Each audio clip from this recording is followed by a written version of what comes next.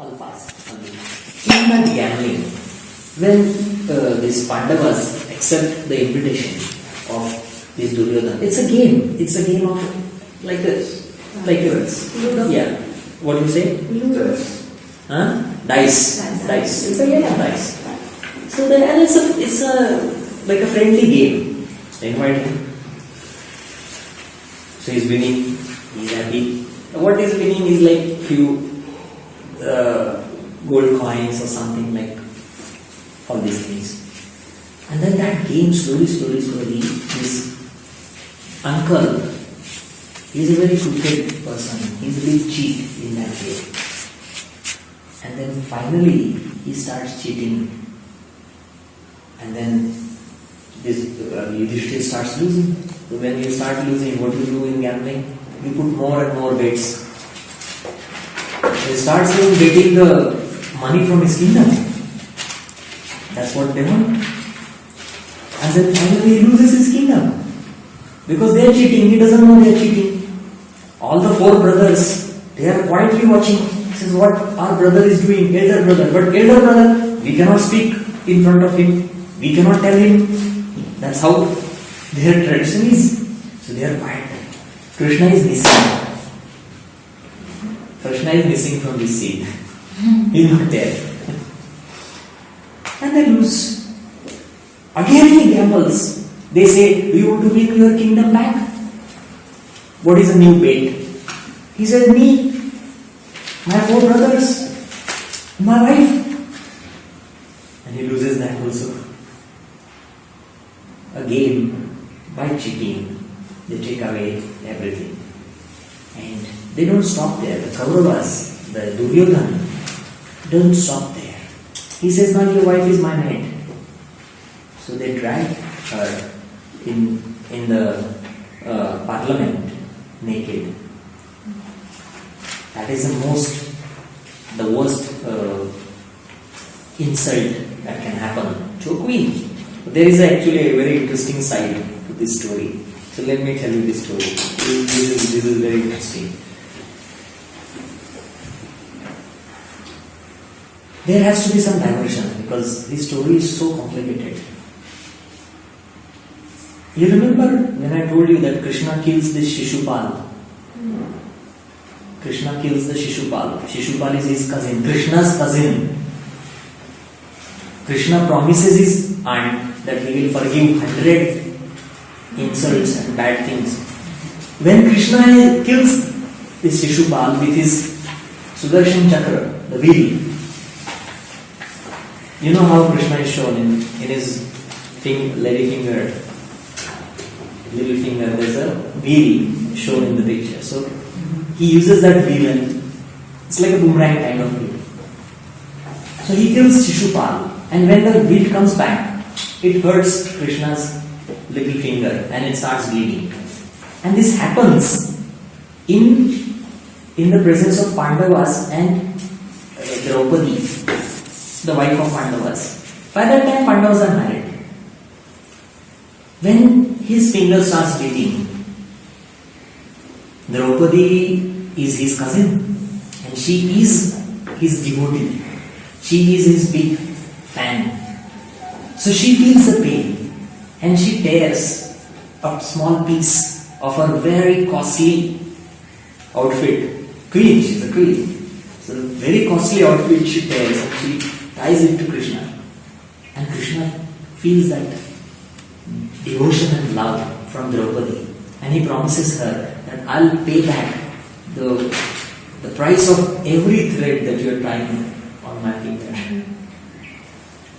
So when she is dragged into this gambling place, the order that Duryodhana gives to his brother Dushyasan, undress her, and he goes on undressing her and the cloth never finishes.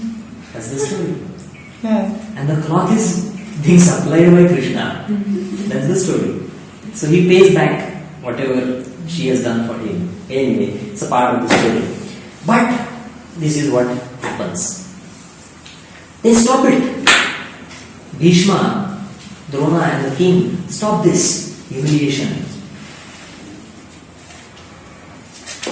And then they give the kingdom back to Pandavas. See, hear this carefully. They give the kingdom back to Pandavas even if they have lost it in the game of gambling. But then Yudhishthira doesn't accept it. He says, I'll play it again and I'll win back. That's how the gamblers think.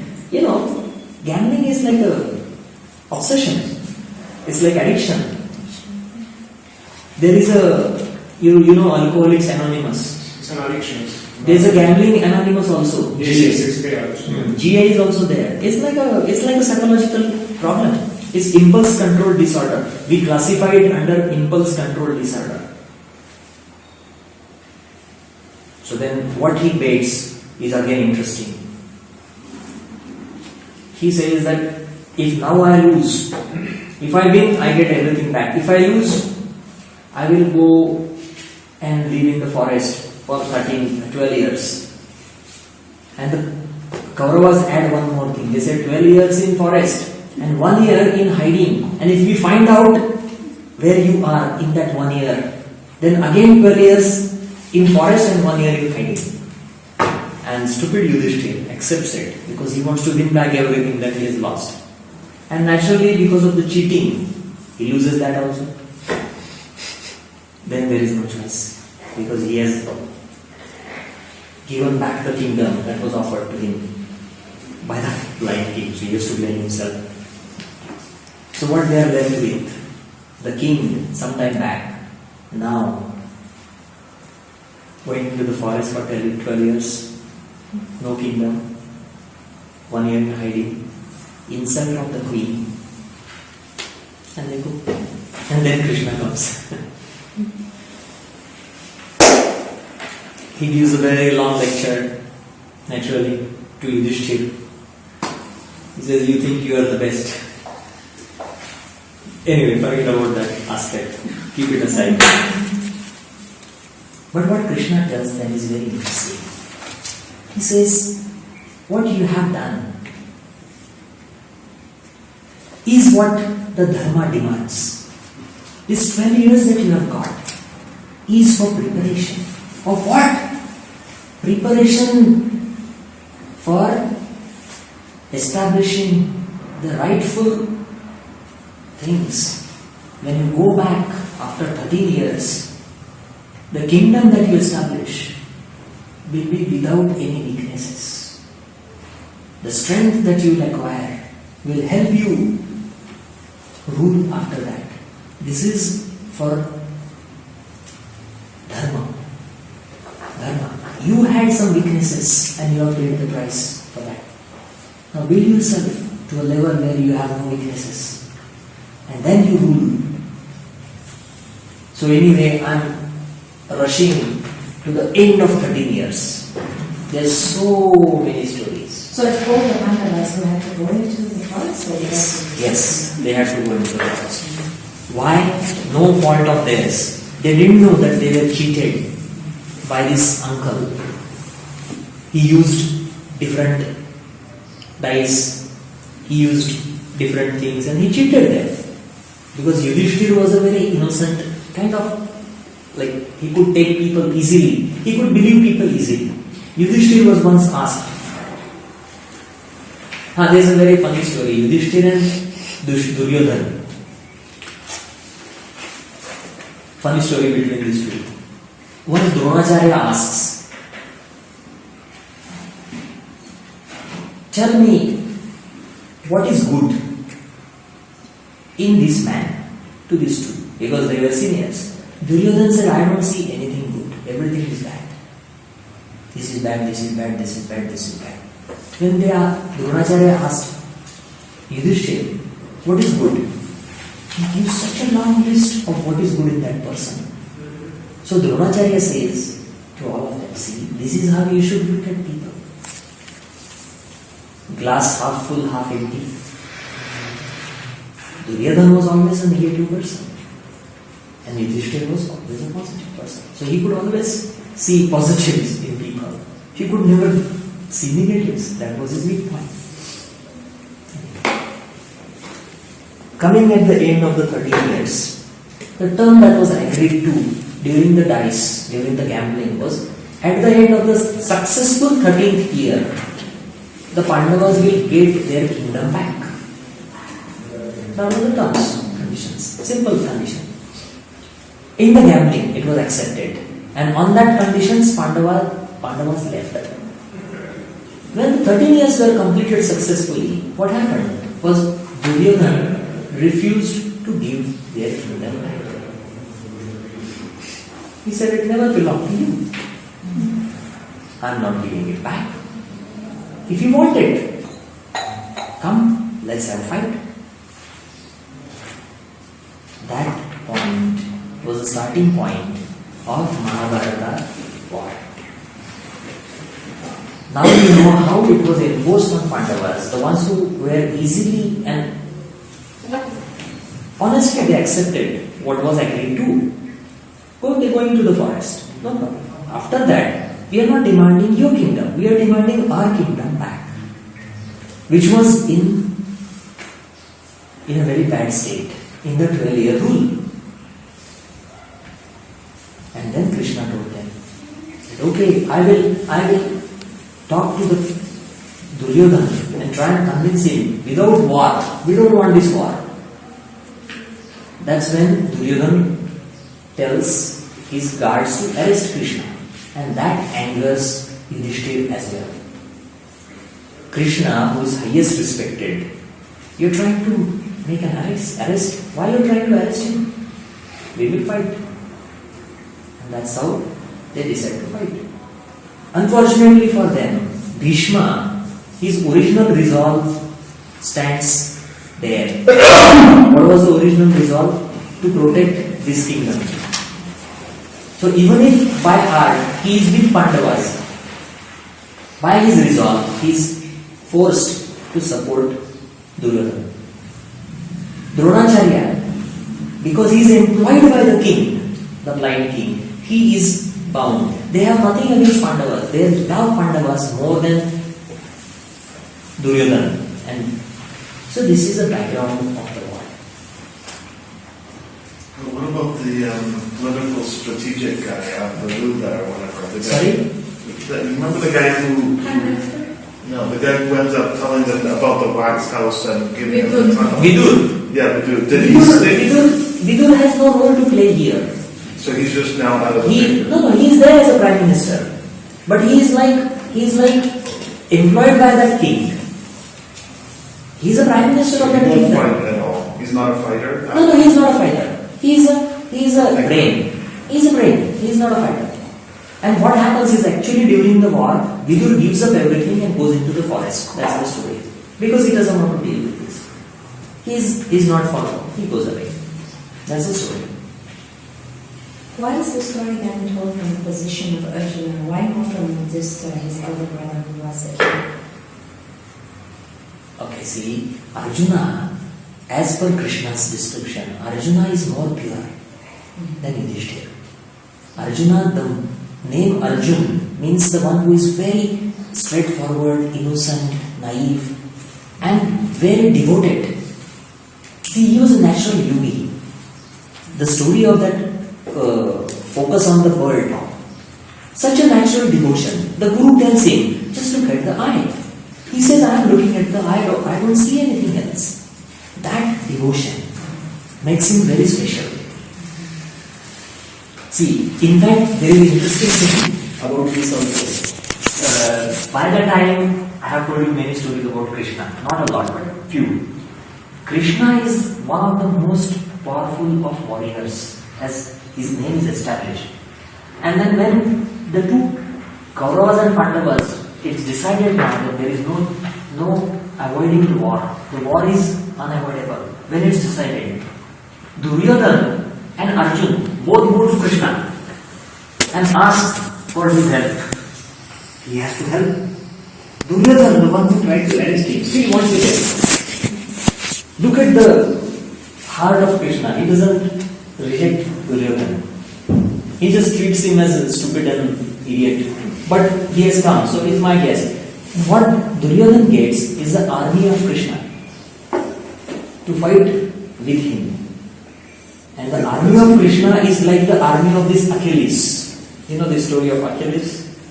Have you watched that movie? Troy. The Iliad. It's really called the Iliad. The Iliad is the... So that army is Krishna's army. Krishna says, I have, now you two have come, Duryodhana and Arjun. Both of you have come and you both are connected with me. I like you both equally. So this is what Krishna says. Even after Duryodhana tries to arrest him. This is where he proves himself as a real balanced yoga master. Not like affected by what stupid things he has done in the past. Forgiven, no problem. He's not holding things in the heart. Like, oh, you caused this injustice or insult to me, I will be fate. Krishna doesn't hold anything in the mind. His mind is always clean and balanced. And then Duryodhana gets the first chance. So Duryodhana, but before Krishna says, what he says is very interesting. If he decides to fight from someone's side, that side is going to kill. If he raises his weapon, if Krishna raises his weapon, it's impeccable. So what he says, see, two divisions, my army on one side and I am on the other side. If my army, if you select, the army will fight. But if you select me, let me tell you, I am not going to raise a weapon in this war. I am not going to fight the war. I will be on your side. And I will tell you my experience, that's all. I will not fight the war. So naturally, Duryodhana thinks, if Krishna would have been on my side, it would have been the best. He's saying it, in Mahabharata it's said. But then he's not fighting, so he's not useful. His army is the best. I'll select the army. And let Pandavas have this idol Krishna. Let them have him. I don't want him. He's not going to fight. Arjuna is very happy. He says, doesn't matter if Krishna is not fighting. If he's on my side, that's all I want. See, Arjuna is with a very devoted heart to Krishna. So this is the division. And then Krishna asks Arjuna, what do you want me to do? I'm not going to fight. What do you want me to do? He says, please be with me. Be with you? He says, yeah. Sit next to me in the warfare. He says, I can't sit next to you, but I'll drive your chariot. Arjuna is super happy. Well, thank you. What else I can ask from you? And this is how the war is set up. And then I told you the next things. And I'll finish what happens in the war in very short time. I started with one thing. I have altogether omitted the story of Karna. If you have noticed. I don't want to get into the small things. They are important, but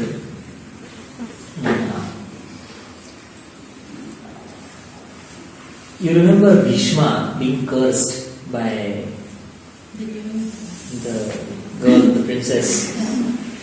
Bhishma becomes the captain of the army of Kauravas. And Bhishma is the most powerful warrior. As long as Bhishma is fighting, Pandavas cannot win. Impossible for Pandavas to defeat Bhishma. Though Arjuna is the most powerful archer, Bhishma is also very powerful. It's very difficult to stop Bhishma. So what Krishna does is very interesting. One day evening, this Duryodhana says to Bhishma that you are being partial. You are not fighting the real war. You are supporting Pandavas. You are supporting Pandavas. And that insult, that is an insult of Bhishma. Bhishma says, I have given the whole life to this kingdom and you are future king and you are accusing me like this? He becomes very furious and he says, tomorrow no Pandava will survive. They will all be dead by tomorrow evening. The news goes to Krishna, the master strategist. What he does is very interesting. He sends Draupadi. She's hiding her face. She comes to Bhishma and she touches the feet of Bhishma. Now in India, women, they wear bangles. And when they worship, they move the hand like this. And the bangles create sound. The bangles tell the person who they are worshipping is, she is a married woman. And naturally the blessings that are given to a married woman is, you and your husband, you will live very long. You will always be together, two of you. So let your relationship survive for very long. So she is hiding. She touches his feet and makes a noise. And he says, you and your husbands will live long.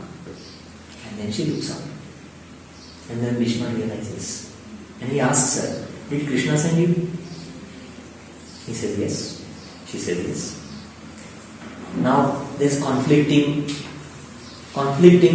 thing in Bhishma's mind.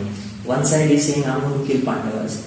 And the second moment he says to Draupadi that you and your husbands will live longer. There's a problem for him. See the wars. If the mind is divided, if it is not focused, you cannot do anything. And that moment, Bhishma realizes that, yes, whatever I try, this war has to go in the direction of dharma, the right thing.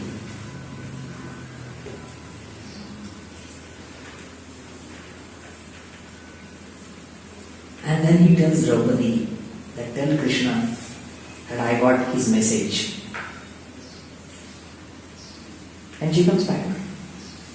And she tells this message to Krishna and Arjuna.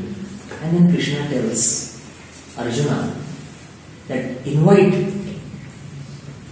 one cousin of Draupadi who is not a man, not a woman in between. What do you call it? Hermaphrodite.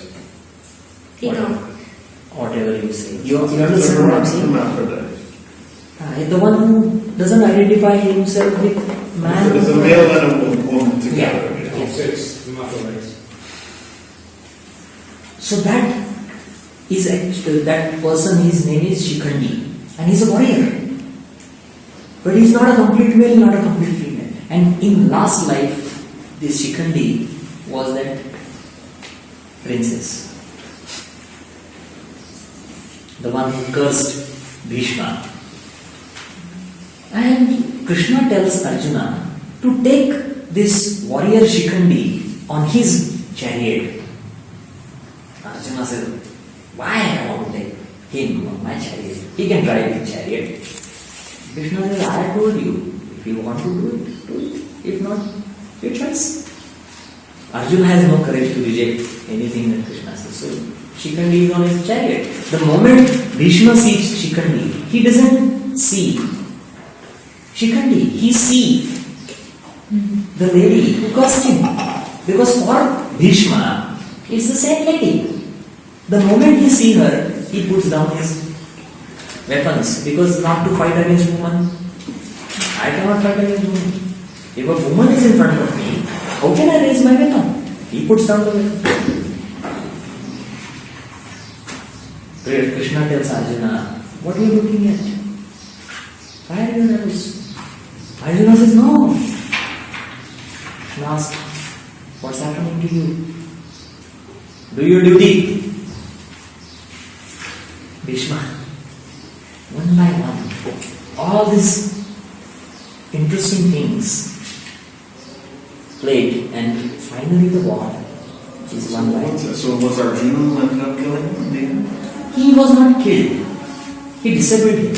Because if you remember, Bhishma had the blessings of Ichha Mrityu, that he would decide if he wants to die. So he didn't kill Bhishma, but he injured him with so many arrows. Like, and it was Arjuna shooting the arrows. Arjuna was shooting the arrows. And then he made a bed of arrows, and on that Bhishma lays down. So that is the picture. That's how it's shown. But Bhishma doesn't die there. Bhishma see everything after the war. And of course, Pandavas win the war. After the war, then they take his blessings. And then after a few months, when Bhishma says this is the right time, then he gives up his body. He has that blessings from his father. So, interesting story. Dronacharya is also gone like this. There's other. So Krishna plays the very central role in this whole victory of our Pandavas. But it's not that Pandavas has not suffered. They lose all their sons in the war, except a grandson of the son of Arjuna, who is saved. And then he becomes the next king after Pandavas. So it's not like Pandavas have not lost anything. They have lost a lot. War is never a solution to the problems. But then the right values will never be established without war. If you look at the history of mankind, when was the time when there was no war? Even after Buddha, immediately after Buddha's end, there were huge wars in India. Millions and millions of people were killed. There was an emperor, his name was Emperor Ashok. He had to fight a Dharma Yuddha, and his army killed so many people. Looking at that, he became depressed, and then he shifted his faith to Buddhism. And then he was one of the main to establish Buddhism in India.